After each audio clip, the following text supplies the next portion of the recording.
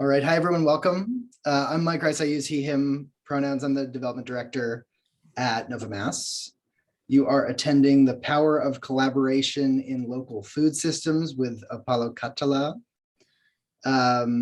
Apolo has been a lifelong community advocate, first in 30 years of law and community development, before a trip to Puerto Rico brought him home the importance of local agriculture. He leads the farm for OASIS on Ballou, where he brings financial management and design skills to food access, nutrition, sustainability, consumer education, and reentry initiatives. Before I jump in, I just have a few details to go over with you. NOFAMAS is strengthening our commitment to racial equity and justice by examining whiteness and dismantling systems of white supremacy that are part of many dominant systems, including our food and agriculture systems. We also want to honor the indigenous land stewards who are the original occupants of the land on which we are currently living, farming, and residing. In case you haven't yet identified the original stewards of the lands where you live and work, there's a link there on the screen you can see, and I'll drop that link in the chat momentarily so that you can do so. And we also want to call everyone, especially white allies and co-conspirators, to action on a few items to assist BIPOC-led organizations. And some ways that you can answer that call to action are listed here on this slide.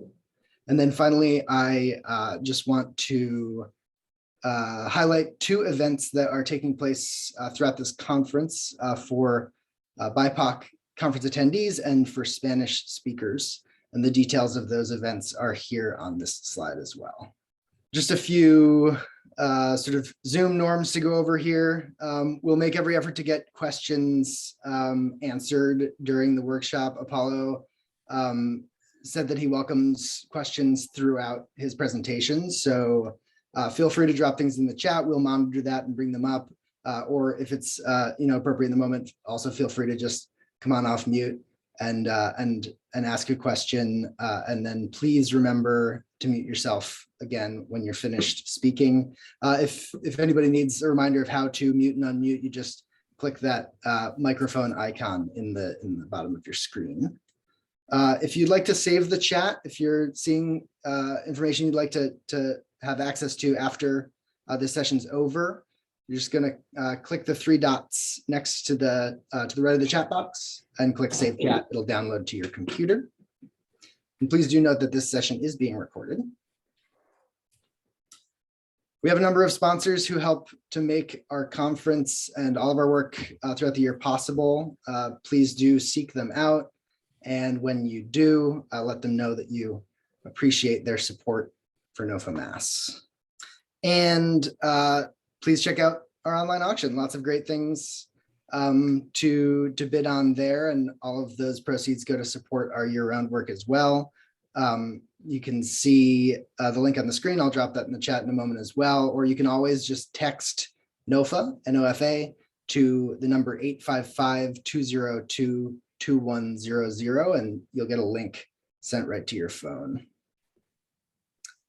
And then please take a moment also to check out our virtual vending section on our website. I'll drop that link in the chat as well. Lots of great information there from our supporters, and then also some discount codes to use while you're looking for things like seeds and other great products from our vendors. And then finally, I just want to thank all of you for spending the weekend with us, and especially thanks to our NOFA members who make all of our education and advocacy work possible. And at this point, I will turn it over to Apolo for his presentation. So welcome everyone to the Power of Collaboration in the Local Food Systems. It's my pleasure to be here with you today. The name again is Apolo Cátala. I'm the farm manager of the OASIS on Ballou Urban Farm, and I use he, him pronouns. And we're gonna, again, no questions, ask questions if you have them when you have them, and I'll do my best to answer them. So we're going to take a look at the power of collaboration, which is collaboration is something that farmers are generally, particularly those associated with NOFA, are particularly inclined to do. And I have found opportunities for collaborating at every place that I go, where small farmers and folks that are in NOFA are usually found. So we're going to do that, and I think it would be real useful to do that through the next slide, please. The lens of the New England food system vision, which many of us, I'm pretty sure, are familiar with, which really calls for producing 50% of the food consumed in New England by the year 2060. Now, you know, that's a way off, and that gives you a window into how much of a challenge that is. But we're making progress, and we have to make progress. And if we had any doubt about that, if we had any doubts about whether we needed to tweak our food system, our local food system, in particular regional food system, the pandemic that we are still in have left that have left that clearly answered, and we do need to do this. And in fact, as we think about 50 by 60, it has now been updated. Next slide, please. It has now been updated to 30 by 30. So 30% by the year 2030.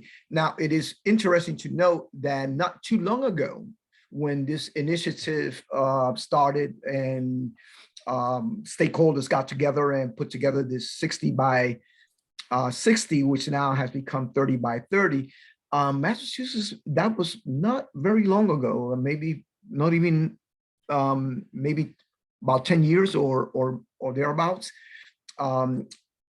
where New England was producing perhaps 5%. It could be 10%, 15%. It is still a very low number, and it reminds me of some of the inspiration that I got from Puerto Rico as I was making the transition into farming. And that was what I found shocking, was that Puerto Rico imported 85% of the food eaten in Puerto Rico, consumed in Puerto Rico, and only produced 15%. And immediately that struck me, and this is not very good from an environmental point of view and from many other points of view. And we in New England are really essentially in the same place, except that we don't have a big ocean around us. But it is useful if you're not familiar. Anyone who's not familiar with the New England food system should get familiar with it. And if we go to the next slide, just a quick pause to look at the core values that make the New England food system system vision so robust and appropriate for our times. Is that it is based on such core values as the right to food, healthy eating, sustainability, community vitality. And when you talk about collaboration, especially across a broad spectrum, you are really talking about community vitality, and that's what it's going to take to make this better food system that we all see. And also, sustainability, of course, is a critical component of all this, and we can service that by engaging in collaborative efforts such as the one that we're going to be talking about here today. And the CSA collaboration. Next slide, please.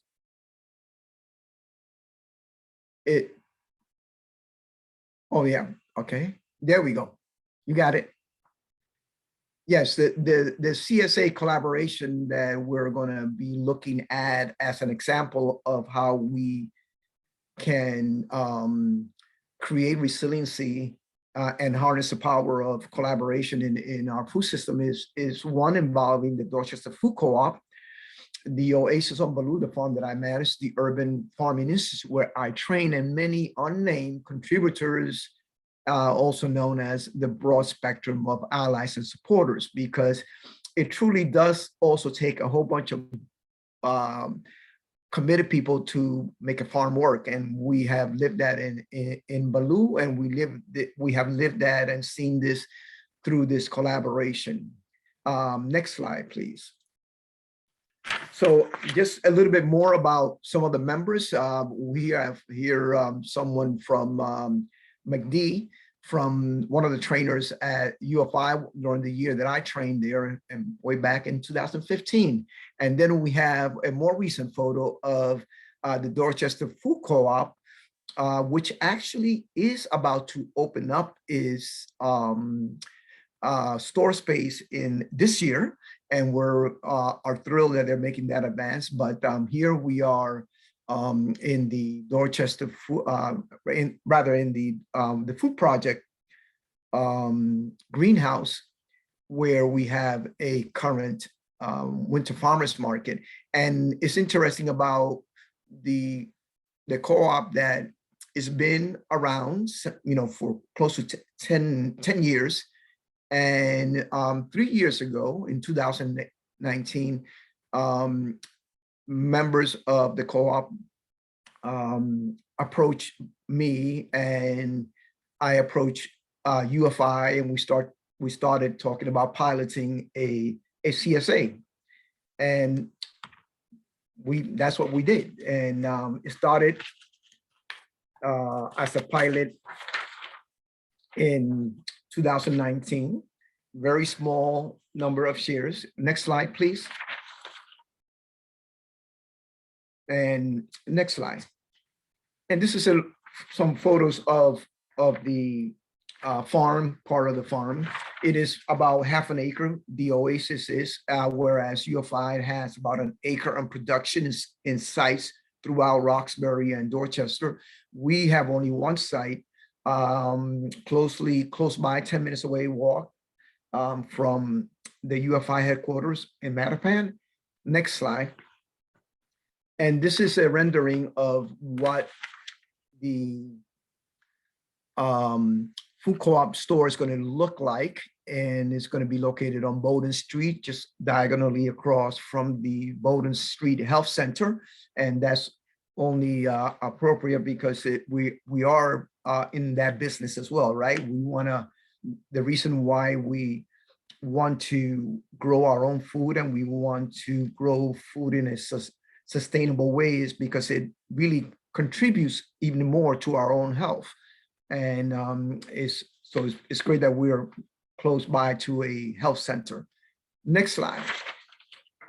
These are some of the UFI players, and one person from that picture was supposed to have another person. I guess I got cut off. From one of our project directors for the co-op a couple of years ago, Darnell, and this Tris, who is to the right, the enterprise manager for the Urban Farming Institute. Next slide. These are two regular volunteers at OASIS, and they just finished putting together in that picture, they had not finished, they finished most of the work of putting together a new wash station.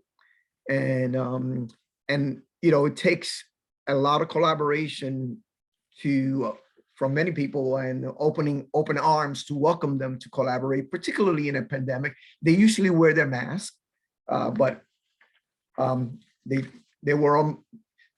Oh, seemed that Mike is holding his, and but it does take a lot of volunteers. And for Ballou in particular, when we were starting with the pandemic, we had a choice of not doing anything at all for the whole year or going ahead, but we wouldn't have our normal crew of employees, which were a reentry men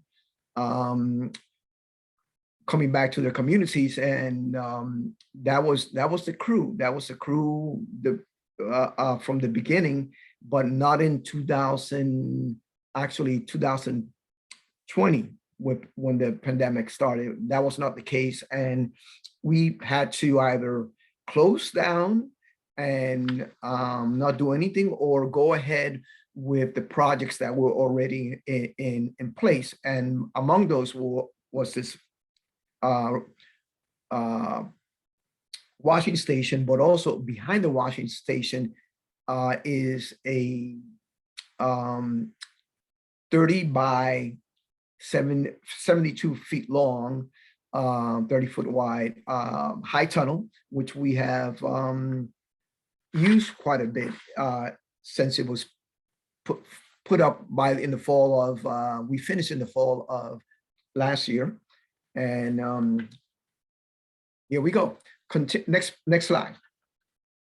This is not to forget that one of the critical elements for success all around, whether we're talking about success in creating a robust local food system, or whether we're talking about across the board, we no matter what, from where we start, whether it is from a big farm or from a small farm, it does take farmers along the food system continuum. And by that, I specifically mean those who are in the urban centers, peri-urban, rural, regional, and beyond. And that is, those are the ingredients for success.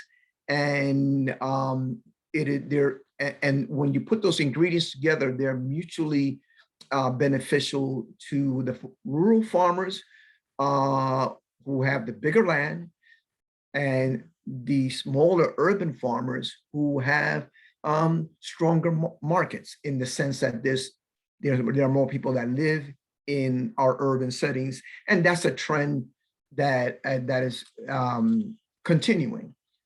So next slide. Continuing with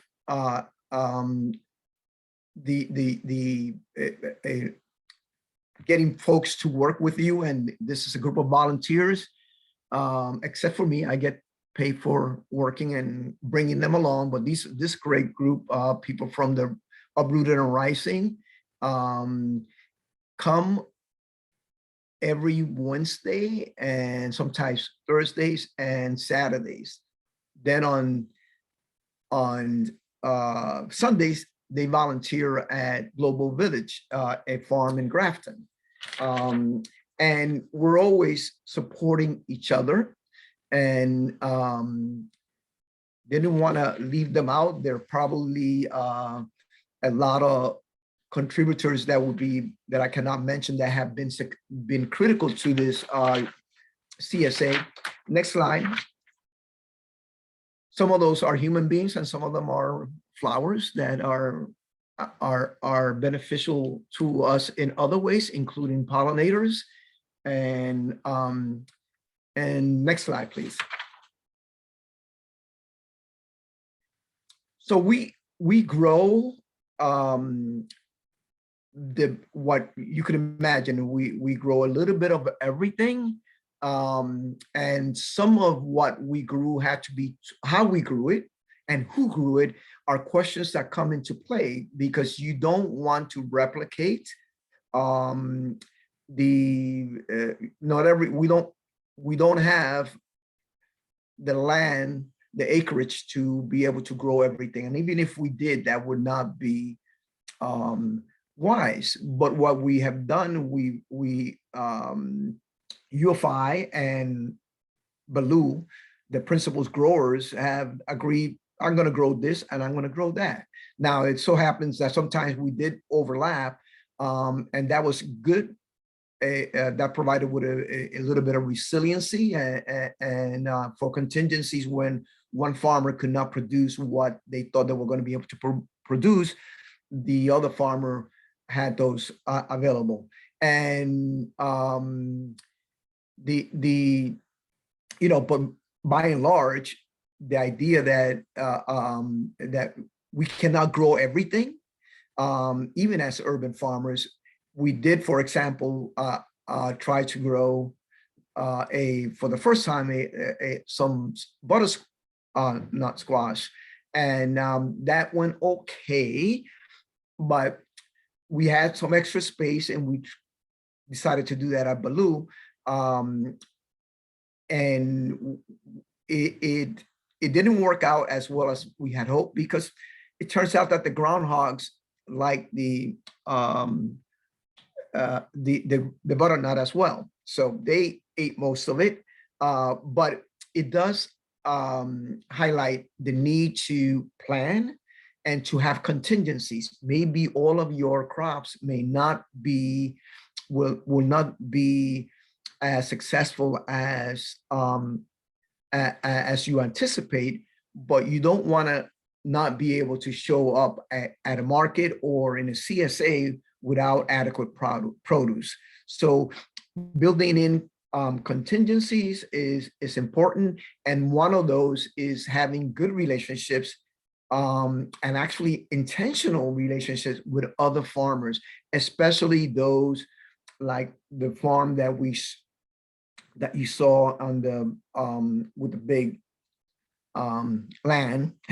That's actually a farm that we went as volunteers to, and the farm is located, I believe, in Vermont or New Hampshire, and I apologize for not remembering exactly where, but this is a farm that was purchased by a group of families, several families from the Boston area.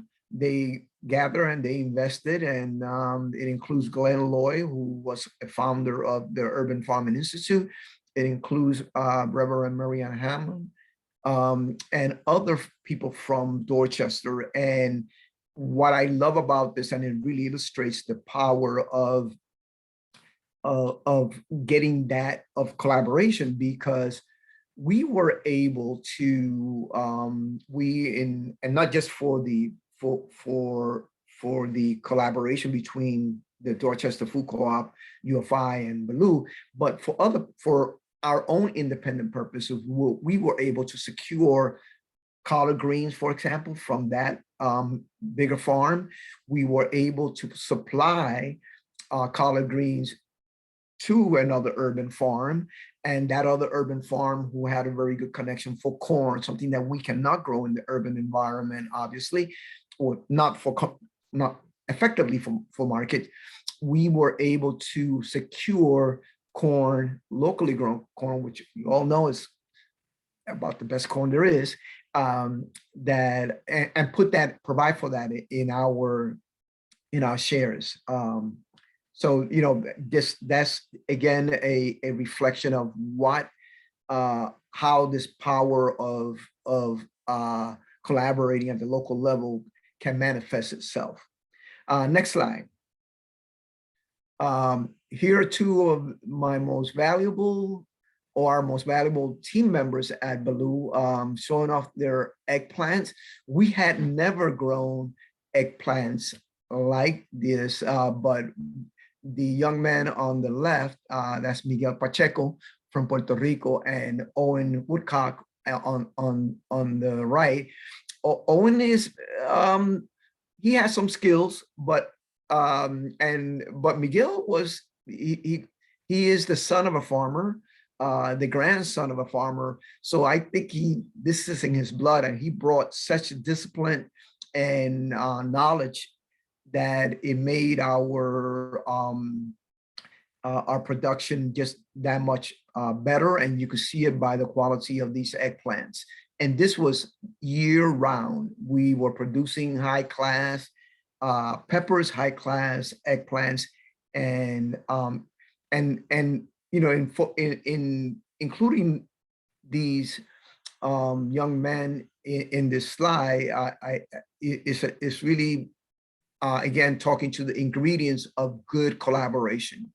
These are both they're the same age, they got along great, they taught each other, well, they taught English and Spanish. You figure out who learned what. But learn they did, and they communicated terrifically, and they stuck to the good agricultural practices, right down nitty-gritty stuff. And again, that's another thing that's obviously a given. You're not going to have much of a food system where you're featuring growing if the growing practices are not deeply rooted in best and fundamental practices. And we practice, when obviously not an organic operation, none of the members of the collaborative that groups like CFI and Ballou are organically certified, but we certainly do our best and more to take care of the land and to practice to engage in organic practices. And we engage the community around that. So that's another harvest, if you will, of this collaboration. And next slide, please. So here's Keisha, who, again, we have such phenomenal folks that Keisha is a neighbor, and she's also a regular volunteer, and she's our fertilizer expert. And she goes around with a cement mixer where she where she mixes, I'm reading some of the comments, but where she mixes fertilizer for us. And that was also a contribution to our success of this part of the collaborative, but it also speaks to what I just mentioned a moment ago, that we need to be solid on our agricultural practices, and we only use organic fertilizer, and we're constantly seeking to improve the land. So next slide, please. This is another actual farmer and a contributor of ours. We're celebrating the culturally appropriate ají dulce, which is also featured on the opening slide, which is a sweet pepper that is used in a Puerto Rican seasoning sauce that goes almost in many dishes, shall we say. And we grew quite a bit of this pepper. It was included in the CSA, and it was also used for value-added sofrito sauce. And we also collaborated with another farmer in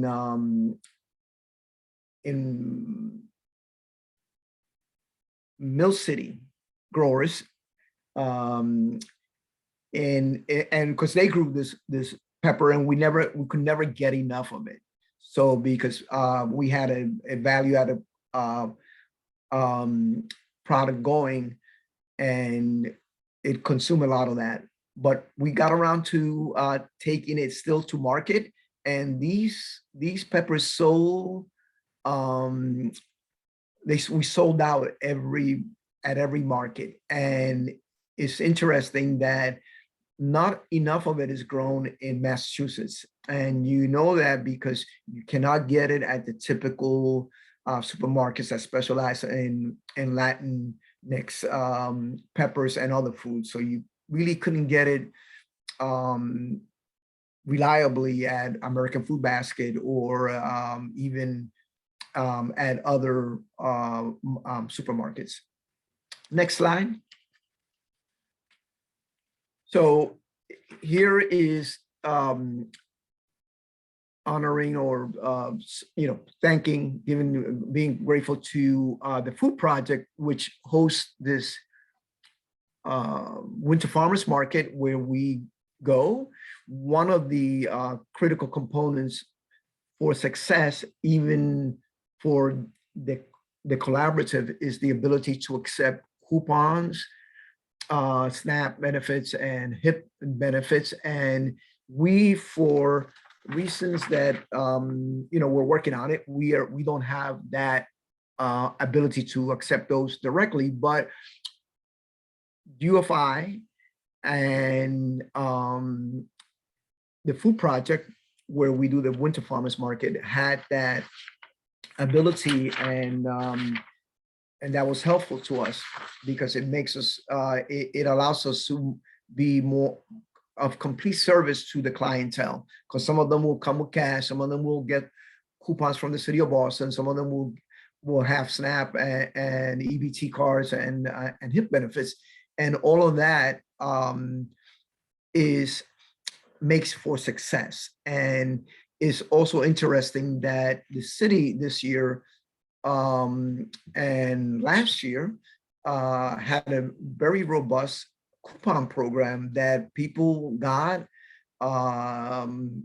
maybe $10, sometimes $20, depending on how many people showed up. But to give you an idea of how much business was done through that program, the latest that I hear is just on the city coupons that require no means test, everyone was eligible for them. That one market did over $70,000 in business from June to early October. So it gives you an idea of how successful that could be, how beneficial it can be for the farmers, and how beneficial it is for the patrons. And again, we can look at inspiration there, and that's a great return. Another return we see the next slide, please.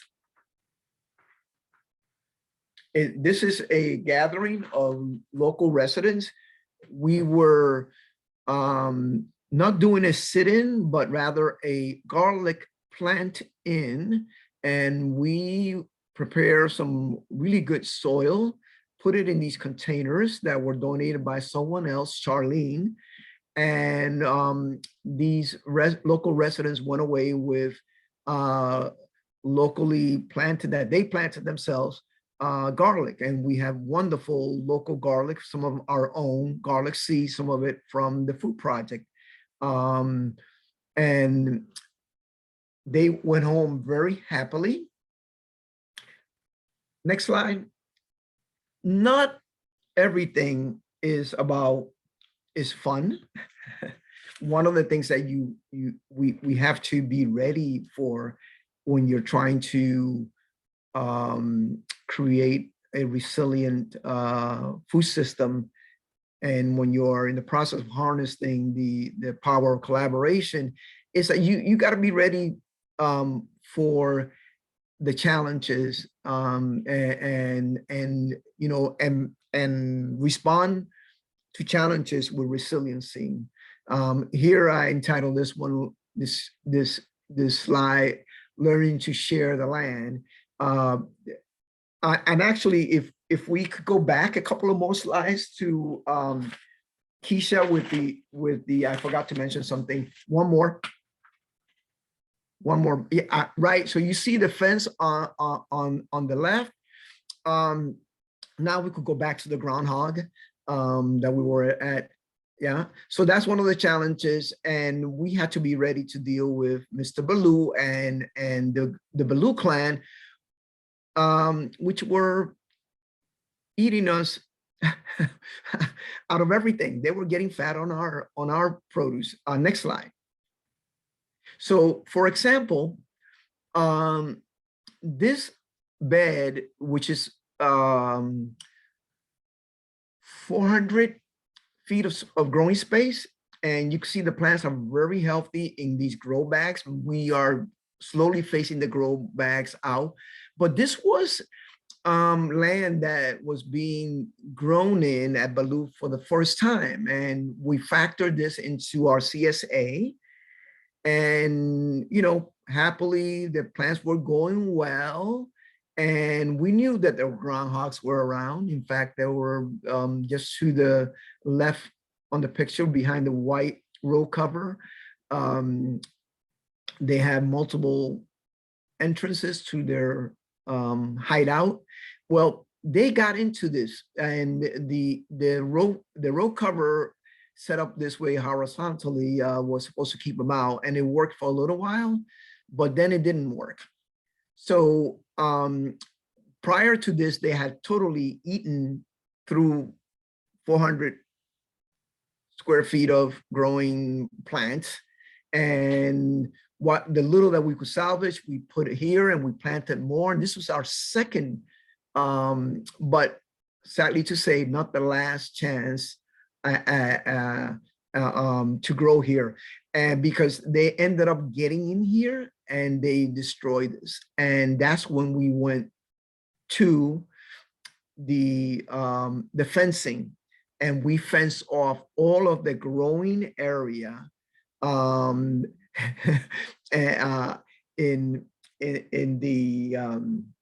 the farm, because we were not having it. Next slide. And Mr. Ballou, oh, I think I may have put that in there. Yeah, that's fine. Nope, stay on the groundhog. So we overcame that challenge. Other challenges are not as cute, but equally as devastating, and that requires us to always be planning for resiliency. And that's where it is critical that when you start out your crop planning, that you plan some more, because things are bound to go wrong, and have contingencies. And that contingency means that you have to have in place relationships with other farmers who can provide you with additional produce so that you can keep your CSS going well. And one of the things about having this collaboration between the UFI and the OASIS is that we would back each other up. And if we couldn't back each other up, and mind you, we also had ongoing distribution operations going for our different markets. So it was not always possible to rely on each other.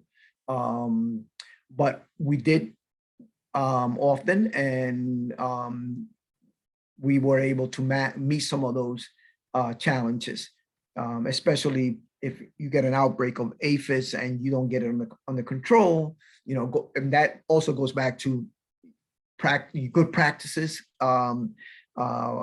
planting plants that attract beneficial insects, and using organic sprays like neem to get that under control. But staying on top of that is important, and that's part of the plan, because you don't want to, when you have people paying in advance for CSA, the last thing you want to, you don't just say, well, I don't have anything for you today. I mean, it is conceivable, but it's not a good recipe for long-term success and keeping your customers happy. All right, next slide. And obviously, one of the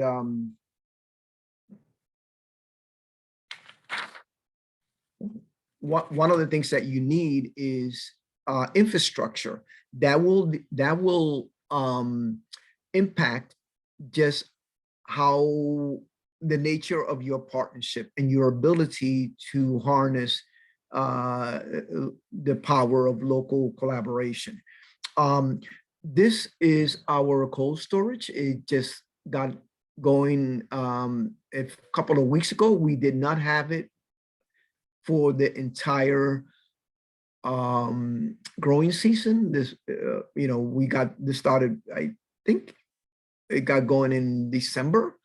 And as a result, and we knew that, and as a result, we were always harvesting, generally speaking, on the same day of distribution and taking it over to UFI, which fortunately was only about 8 minutes walking. And we would take our share of the CSA to UFI, and Tris and the UFI team would finish putting it together in the bags. And that worked well, but it worked well because, in part, the generosity of UFI, because they actually stored it in their cold storage, and they also distributed, and we have this help in the distribution from volunteers from the Dorchester Food Co-op, so that way the burden of administering the CSA did not fall on UFI alone. And I would go over there as well, or would send somebody from our crew over there. But looking at it, initially, it would have been much better year one when we did the first CSA if we had cold storage at our farm. And even though we're only 8 minutes away, customers sometimes prefer not to go across Morton Street.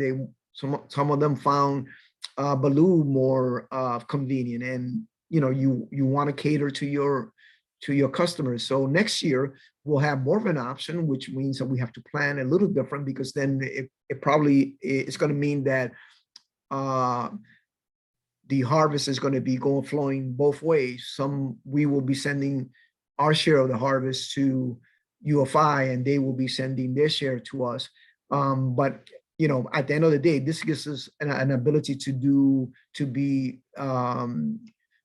provide our customers with convenience, but it also provides us, Ballou, and UFI too, because now they don't have to store our stuff. We can store our own stuff. It provides us an ability to collaborate with other farmers and continue with that, creating and taking advantage of the density of our markets, with the production or the supply that we can achieve through our own production, but also through collaboration with other larger farmers. Okay, next slide.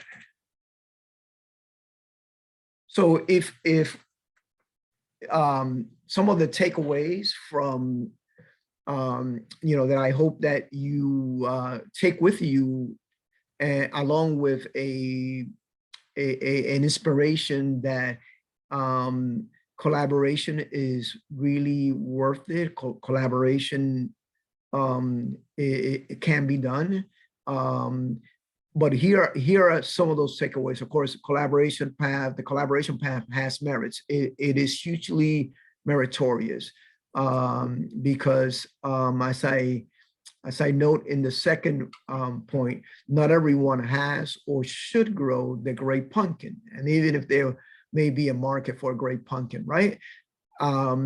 So that goes back to, okay, we did kind of made an effort to grow butternut, but a better way to do this is to reach out to farmers, maybe in Global Village, to reach out to farmers in Lincoln through the food project, reach out to the farm that was depicted in that photo, which I said was New Hampshire or Vermont.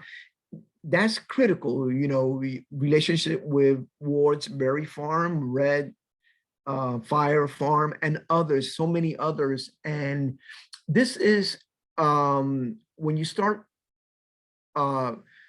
really focusing on how to make these collaborations work, keep in mind that a market that had income or generated payouts of in one category alone of 73, over $70,000 is a good market to be at. And if you were to look at the numbers and the reports that are being compiled by the city food access, you're going to see that markets have done really well. We during the pandemic, because of the coupon program and just because people started turning into getting in tune into the local food, and because people understood and understand that food is indeed medicine. For all these reasons, the urban farming space as a distribution hub have really done well. So, and again, it comes back to, in part, not growing what you can grow best and collaborating with others in the things that are best grown in larger pieces of land. Because the reality is that for urban farmers, we're lucky if we have a quarter of an acre. A half an acre like we have at Ballou is kind of unheard of. The large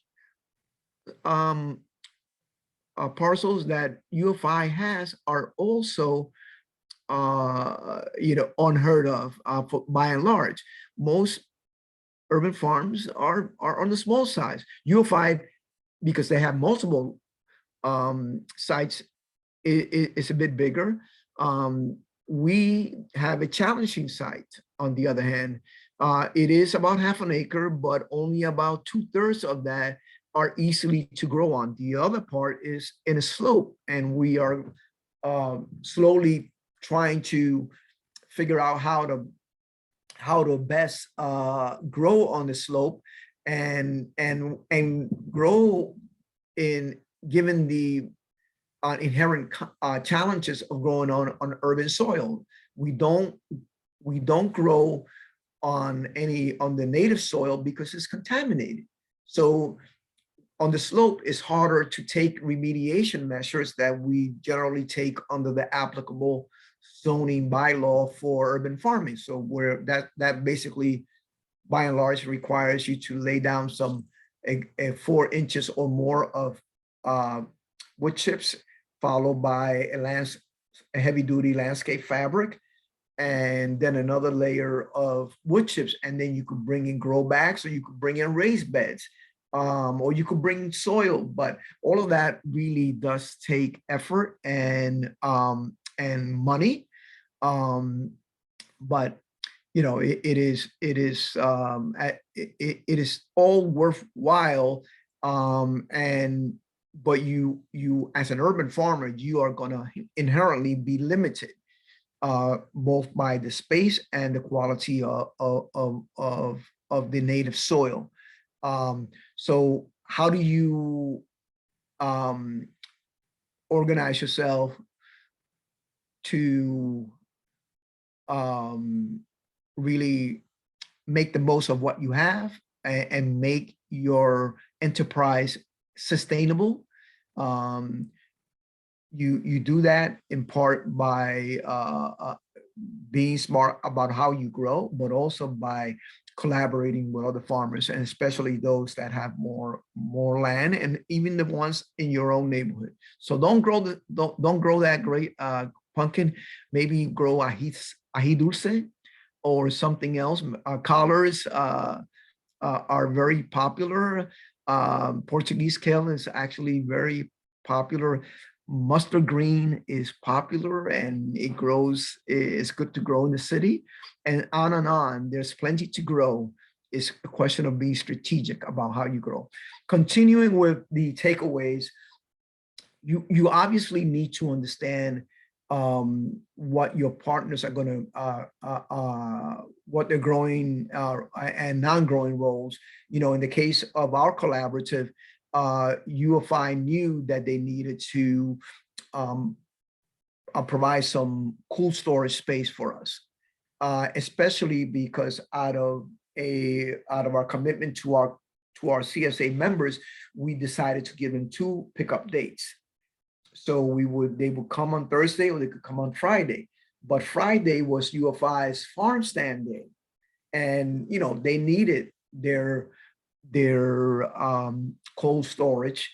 And we took that space a little bit. If our CSA members didn't come, you know, then they had to keep that for a second day. So having an understanding about that and the different roles that your partners are going to have is you know, as to is part of the ingredients for success. And I've already said plan and then plan some more, because things will happen. You know, and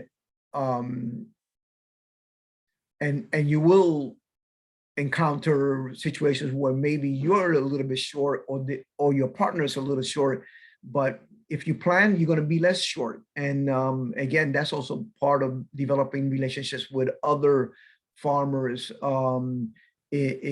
outside the urban site, and even among other farmers not involved in the CSA collaborative. And I've already said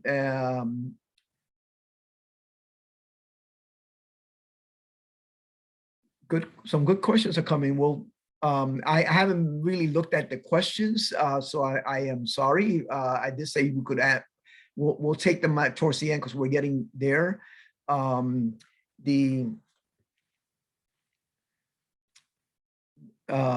see, where was I? And of course, you have to have clear channels of communications and timely check-ins. With Tris and I, we gave ourselves a deadline after, you know, this worked better the 3rd year as opposed to the first and second. But it really helped a lot because the person who is stuck, and in this case, I would be Tris at UFI because that's where the cold storage was, with assembling the bags right before distribution. It doesn't want to know at the last minute that we are short of something, so that we were supposed to bring. So we got very good by the time, by the 3rd year. We also grew the CSA significantly from year 1. But what was key is timely check-ins. We gave ourselves a deadline. Okay, you know, let's say the CSA is on Thursday. By Tuesday morning, first thing Tuesday morning, or at least before 12, you know, I had to text him we had to text each other what we were going to bring. And we also would text the Dorchester Food Co-op volunteers, because one of them is a chef, and she would come up with recipes to include in the bag. And that's something that Tris and I consider valuable, but we definitely did not have the time to do it. So it wasn't going to get done if it was. And in fact, the first 2 years we talked about putting recipes, but we just were too thinly, especially Ballou, because again, I was running this show with volunteers. And it turns out that some of the volunteers became more like, you know, regular employees, and they would show up for harvest days. That was great, but you know, it was really hard to add more to it than that. But if you think about, again, the power of collaboration, that piece got done by the Dorchester Food Co-op members who volunteered to do the recipes, and again, illustrating the power of collaboration. So timely check-ins and it's important. And then the next is decide on values of crops and adjust as necessary. You know,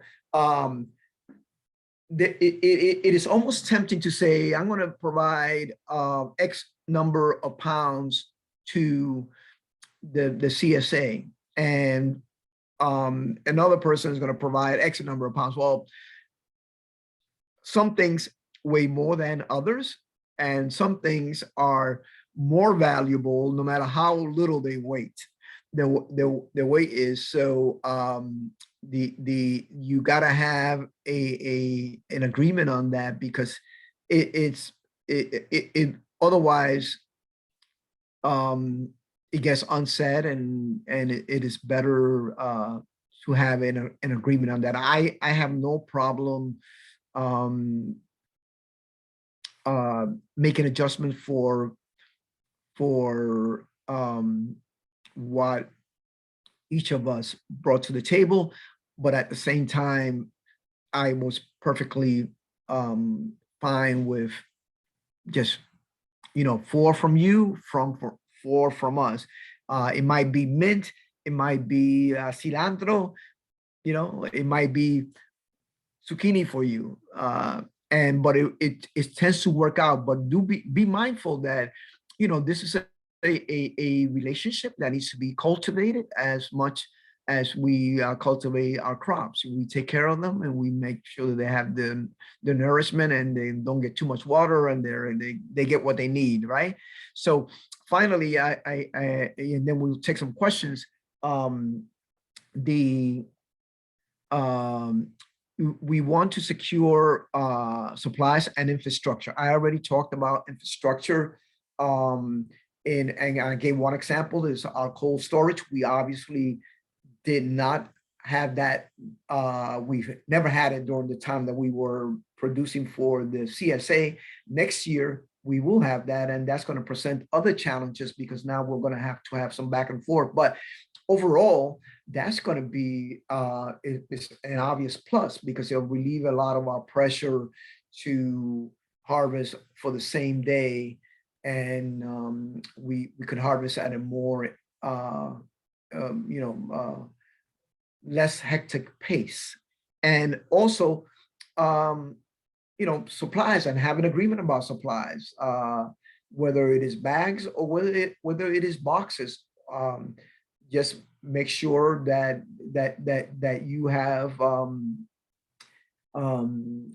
that you have addressed that among the partners, and also start the planning earlier.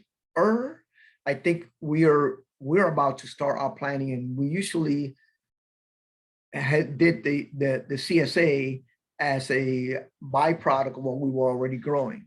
And there's got to be a better way, because I do think the CSA is can be extremely valuable, but you want to keep your customers happy. And I would say, in terms of the impact of the CSA for us,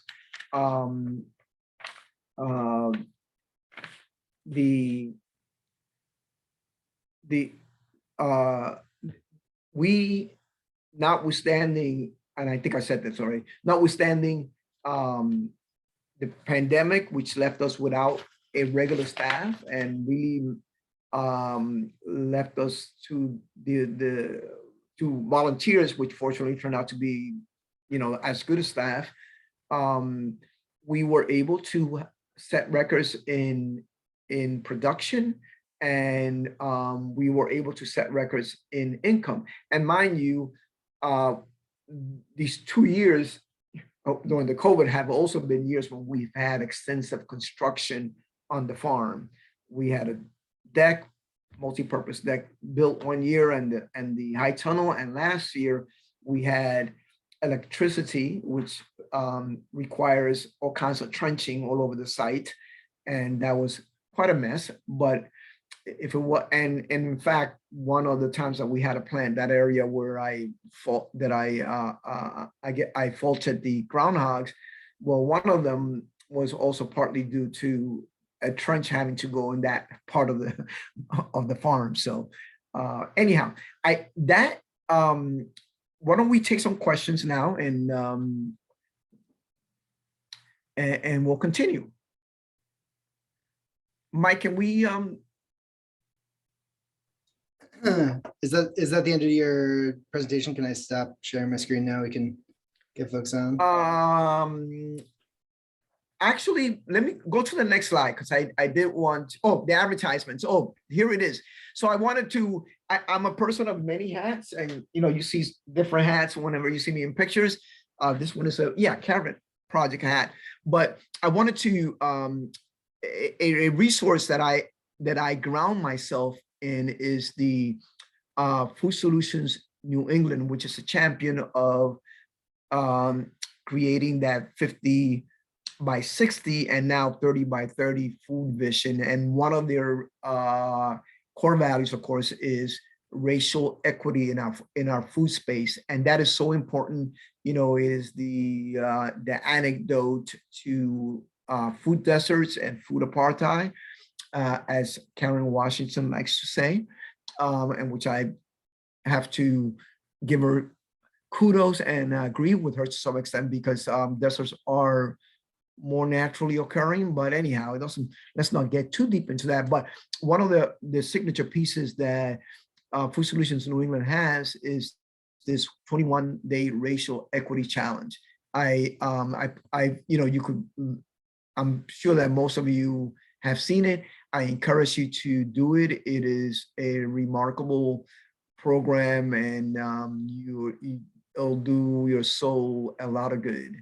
And then also, I'm reaching out to you all to reach out to me. You have my contact information. If not, Mike can get it to you. But one of my other hats is as project coordinator for the Southern New England Farmers of Color Collaborative. And we are especially interested in creating more opportunities for farmers of color, and making sure that we are better represented in the food growing space, because at the end of the day, having a diverse group of farmers and will strengthen our food system in all of its dynamics and dimensions. So here I'm appealing to you to spread the word that the collaborative has a Seed for Success stipend, $500 to $1,000 for grant for seeds, equipment, supplies. So if you want more information, reach out to me or look for it online. And I think that the deadline is January 26th. So, but it is fairly, it's not a heavy lifting application, so you should be able to do it quickly. We're also looking for individuals who want to be reviewers for that program. And another one is the Carrick Project 2022 training series. The title says it all: responding to change, pivoting for profitability, starting on January 31st. And one of the things that I really appreciate about the Carrick Project is, there are a lot of nuts and bolts to being successful in the farming space, whether you're growing in a rural area or in an urban area. And the Carrick Project is one of the organizations that provides exceptional resources and training. So I encourage you all, if you're not you probably all know this, because they're around and they're here today at the conference. And then lastly, I want to make sure that you all understand that the OASIS on Ballou open door policy on collaboration. You want to collaborate? Let's talk. We might not be able to collaborate, but I think we could collaborate at least at the share of information and inspiration and sentiments. And if it goes beyond that, that's just more bonus. I can tell you that the success of this farm that almost closed during the first year of the pandemic and only had one employee, me, the rest were volunteers. It would have been easy to close the farm, but fortunately we said no. And the volunteers came, and I do think that, you know, it takes a whole bunch of people to make for a successful farm that can be a good partner to the Dorchester Food Co-op, that can be a good partner to the Urban Farming Institute and others. And we went as far as Western Massachusetts to get donations of seedlings. We went nearby to the food project and so on, and nearby to UFI. So anyhow, my doors are always open to collaborating. So now we could take those questions. Mike. Great. Lots of what was in the chat were folks proposing their own ideas around collaboration and offering their contact info. So I won't read all that out, but okay. If that is information that folks want to have access to, remember that you can save the chat by clicking those three dots and downloading it to your computer, so you can reach out to those. And Mike, on that note, I want to say again that one of my hopes here is that people do exactly that. That they they plant the seeds of collaboration. Yeah, absolutely. And if we have about 15 minutes or so to do some questions and conversation. So if those are things that folks have questions about in the moment that you want to bring up, feel free to do so. I'll just start us off with a quick question in the chat, which is, how are you compensated / compensate the farms that you work with? Do you sell to each other wholesale, trade with similar priced produce, lend labor to each other, or give them a cut of the CSA? I want to say that all of those are in play, but we basically buy at friendly and sell at friendly wholesale. And we do this very, very friendly prices, but it doesn't have to be, because I mean, there's friendly prices, and then there's a question of the cost of production, and we never want to be we never want to pay a price that goes against the cost of production someone. So we are respectful of that. Great.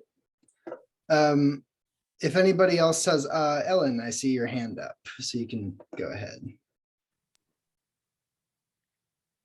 Hi, Apolo. That was really interesting to see what you're doing.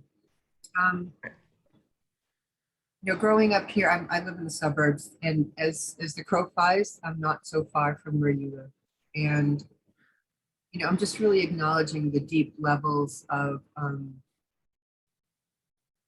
like systemic racism that has kept much of Eastern Massachusetts in these silos in various parts of New England. And, I know your answer is not going to be able to give us all the solution in like 5 minutes, what we can do to help heal that. But I believe that in part of our healing of the land, all of this land, indigenous, enslaved history, the various cultural ethnic groups that got discriminated against, the next group that came, they got, no whatever or whatever, need apply, all that sort of thing. So with that all sort of said, do you have any thoughts about more collaborative sort of experiences? Because, like, as I said, we're also, like physically close. Of course, traffic keeps us far away too. Yeah. I'm like, oh yeah, there's traffic again. But do you know what I mean? Like I'm actually in Needham on the border of Newton and like Roxbury. Yeah. So like we're probably what, 10, 15 miles away? Yeah. But, So how do we do this in your thoughts? There's always seems to be so much work to do, but I do think that you have to plan, carve out time to connect with other folks. You got to carve out time to even step back with your own crew and just chill. And you always have to have time to make time to just find out how people are doing, because a lot of the big stuff gets manifested down to the individual level. And if we just kind of put our blinders, as I am sometimes prone to be, I'm accountable to my folks, the parent company, which is a nonprofit, but they still hold me accountable. But I think that intention, I think that you have to make time. And one thing that I do, if I recommend for folks to do, is to do the 21-day racial equity challenge. It is phenomenal, but it is 21 days, and you don't have to do it 21 days consecutively. You can do it, and you don't even have to do the 21 days. I would hope that you would do the 25. I hope everyone does the 21 day, but I gotta tell you, I hope that for myself, because I have not done, I confess, I have not done the whole 21 days in one season. But I do think that is worthwhile doing, and because a lot of it is going to become, it will lift, it will expand our awareness, and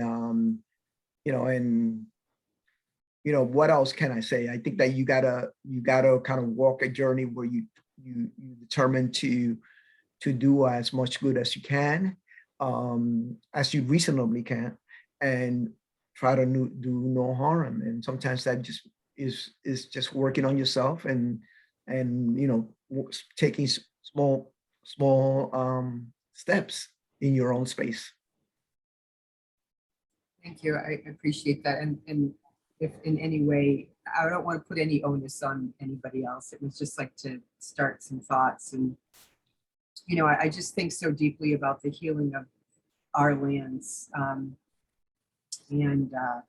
I watch them not being healed by big office buildings going up, big mansions, mega housing, cement, these things that are not serving our souls. Yeah.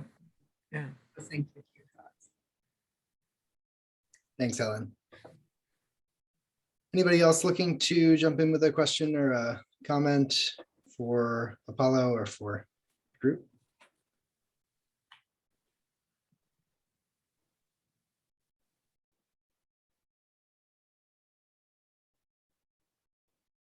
Sister Dora, I don't want to put you on the spot, but I know that you were chatting a little bit before about having visited Apolo's farm, and I wondered if there's anything you just wanted to share or ask about or anything like that while we have him here. Not really, but I can throw in a couple of questions. So Apolo, I noticed the last time that I visited your farm and others at the AG tour, there were other farms in the same vicinity. Do you guys share, other than Urban Farming Institute, do you guys share resources? I noticed that there was one farm that feeds a shelter that was across the street. Do you also feed that shelter that was across the street?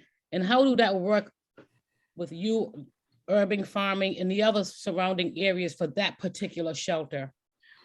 They, what you didn't get in the tour is they have another site.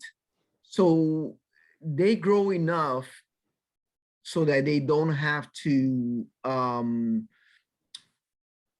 they don't need any of our help.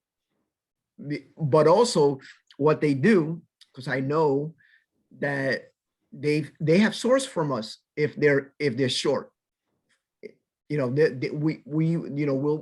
We'll sell to them at wholesale prices. But they actually do a pretty good job of growing for that, for the shelter. Now, that shelter is only a small piece of their whole portfolio, which is a job training program for single mothers and folks without housing. So they have that, that's, you know, they have more, they could probably use more than they can grow. I mean, what they grow is may not be enough. And sometimes they do come to us, but we don't do it on a program basis. And we couldn't do it on a program basis. I should say that Common Square itself has thousands of units of affordable housing. And part of Ballou came out of an approach, a 360 approach to the wellness of the residents in that housing. So it's a recognition that bricks and mortar alone are not what's going to make for shelter, that people in this area of Dorchester also need access to good food. They also need to be engaged around the environment and all those things. And you know, that's another plus of an urban farm. But good question.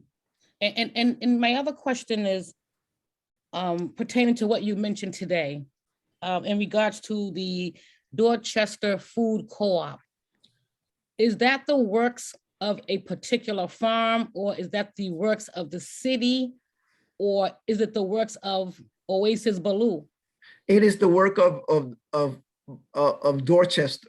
A lot of people in Dorchester. Many of who, and I forgot to mention this. I'm glad you're asking me about the Dorchester Food Co-op. You know, one of the things that we work a lot of farmers are members, and we have an interest. We want to see our produce in the shelves, value-added product or fresh produce. We want to see that in the shelf. So this opportunity to provide a CSA to their members was welcome. But we are also very mindful, because urban farmers tend to be very mission driven in particular with respect to providing food access to people in our community. And we know that often co-ops, not always, are associated with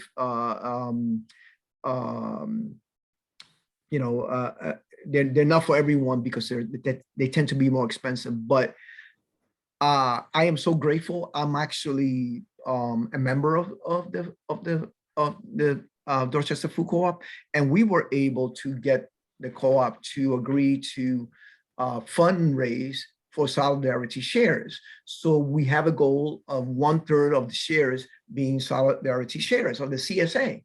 And that's been a work in progress, and it has worked. And it's been wonderful that there are people who wouldn't think of doing a CSA, or because of their limited resources, they're able to do it. And we're building on that. And in fact, the co-op recently took about 8 months to come up with a solidarity policy. So that's going to be not just for the CSA, but just for anyone who wants to shop there. And the idea is provide help where help is needed, so that we don't replicate the type of co-op where it is, you know, if you participate if you have the ability to, the financial ability. Yes, sir. Well, thank you so much. And thank you, Mike, for allowing me to ask my question. Just one more. Do you have any high schoolers or college students that you pull from the colleges to volunteer on your farm, or from high schools to volunteer on your farm? We do, actually. We had 2 separate groups of volunteers. One was locally based, and the other one was from Brookline High School, but where they have a climate justice club.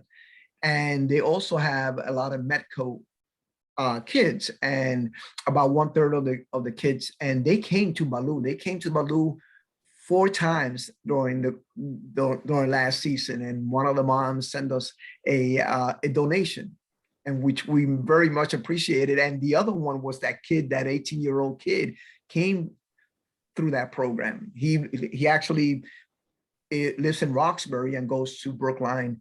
Some of those kids are, a lot of the ones that came were seniors. And then we had another set of students that came through a local organization, and they were excellent. They did interviews of the whole staff. They interview Owen, they interview Miguel, they interview me. And that was great because they went back to their home base and shared what they had learned.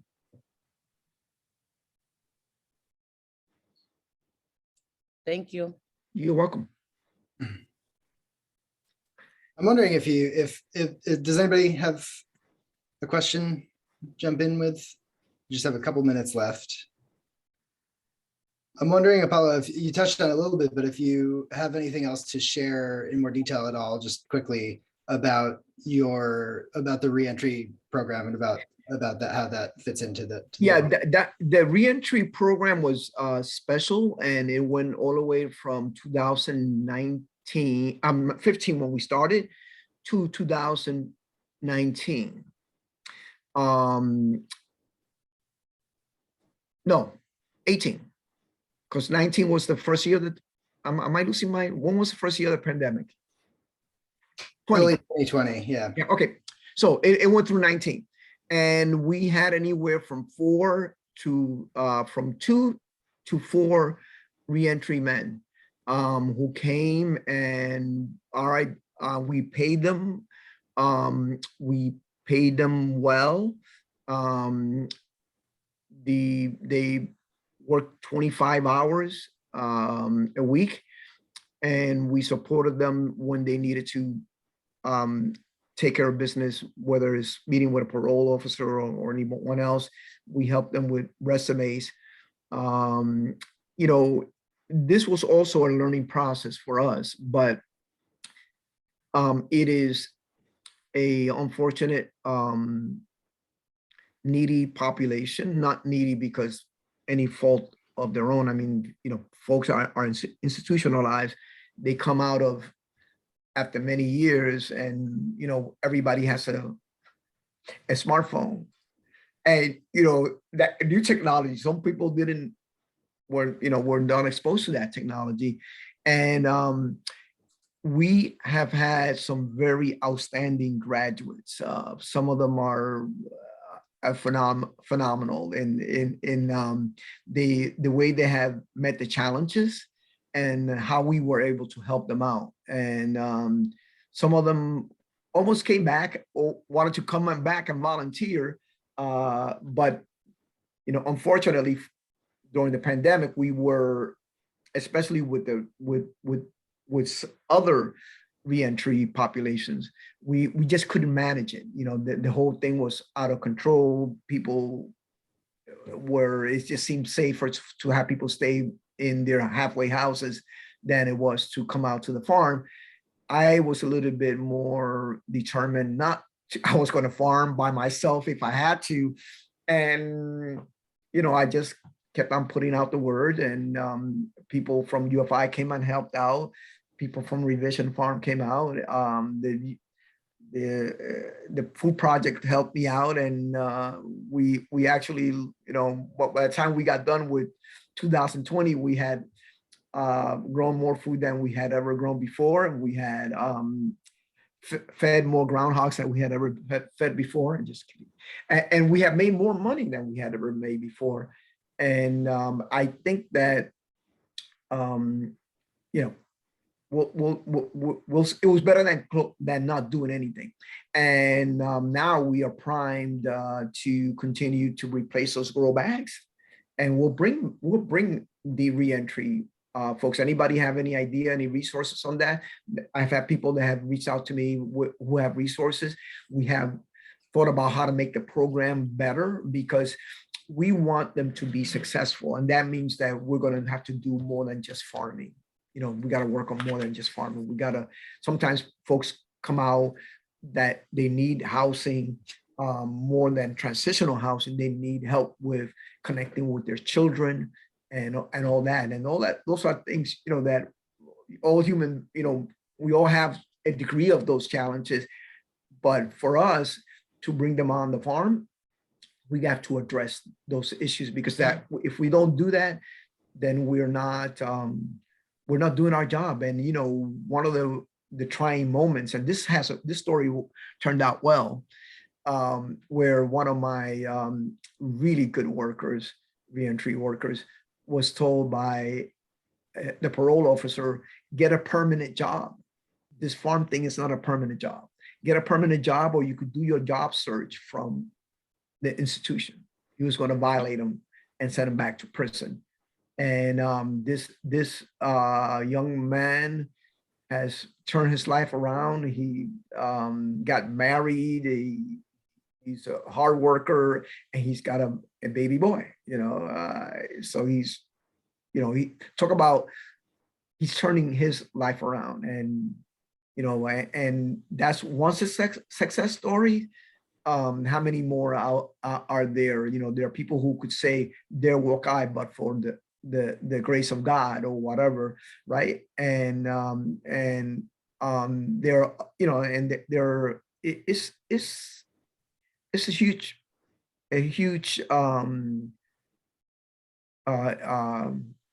thing. It's really amazing. I had one guy, the nicest person, and he got let go or released early, but his original sentence was something ridiculous and so demeaning. Was like, you're for dealing drugs, no violence that he was convicted of, but he was sentenced to like 99 years and life. I mean, it's like, how do you, this doesn't even make sense, right? So it's a exclamation point. You're not worth it. You are out of here. And we did our best to get them in a better place, but it's hard work. And I still think that we should be doing that work. And hopefully we'll come back to that in the future. Thank you. Thank you for sharing all that. And for everything else you shared today. Just a few quick things as we come up to our 12:30 stop time here. That link I just put in the chat is to the evaluation form. Now would be a great time to just quickly go and do an evaluation for this course. We do take that feedback seriously. So thank you for doing that. That's our vendor marketplace. Please go ahead and check out our vendors. There's a lot of great info there.